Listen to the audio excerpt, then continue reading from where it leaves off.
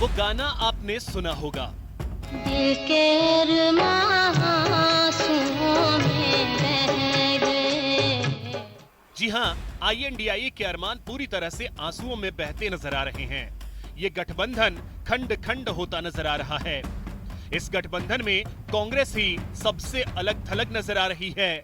दिल्ली चुनाव में केजरीवाल ने साफ कर दिया कि ये चुनाव आम आदमी पार्टी और बीजेपी के बीच है, न कि बीजेपी और इंडिया ब्लॉक के बीच।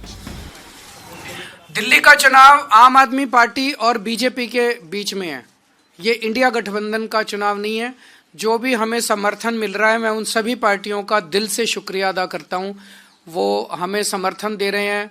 ममता दीदी ने समर्थन दिया और अखिलेश जी ने समर्थन दिया। मैंने इसमें मीडिया में ही देखा है कि शायद ठाकरे जी की भी पार्टी शायद समर्थन दे रही है।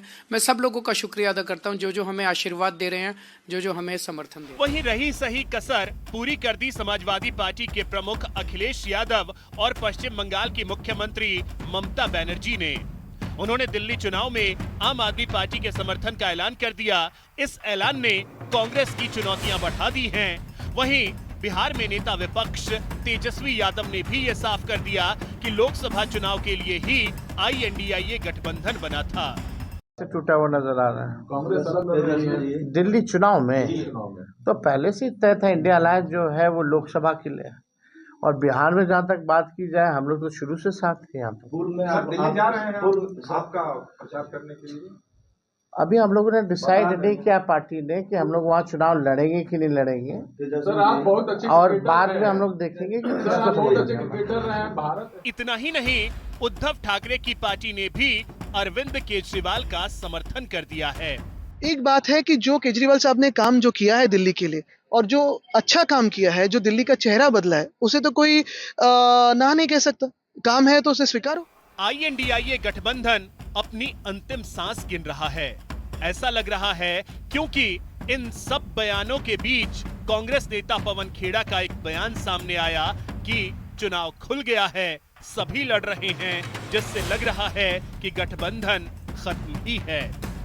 अब बड़ा सवाल यह है कि क्या INDIA गठबंधन का कोई अस्तित्व है भी या नहीं, क्योंकि बीजेपी शुरुआत से ही इस गठबंधन पर सवाल उठाती रही है और कहती रही है कि धीरे धीरे पूरा गठबंधन खत्म हो जाएगा, और हो भी वैसा ही रहा है। लेकिन सबसे ज्यादा चुनौती कांग्रेस के लिए है, क्योंकि अब कांग्रेस करेगी तो करेगी क्या। दिल्ली चुनाव कांग्रेस के लिए बहुत महत्वपूर्ण है। हरियाणा और महाराष्ट्र की हार ने कांग्रेस के लिए चुनौतियां दोगुनी कर दी थी, और अब गठबंधन में कांग्रेस पूरी तरीके से अलग थलग पड़ चुकी है। ऐसे में देखना होगा कि कांग्रेस का अगला कदम क्या होता है, क्योंकि दिल्ली चुनाव में यदि कांग्रेस अच्छा प्रदर्शन नहीं कर पाती है तो फिर कांग्रेस के लिए आगे और भी मुश्किलें सामने होंगी।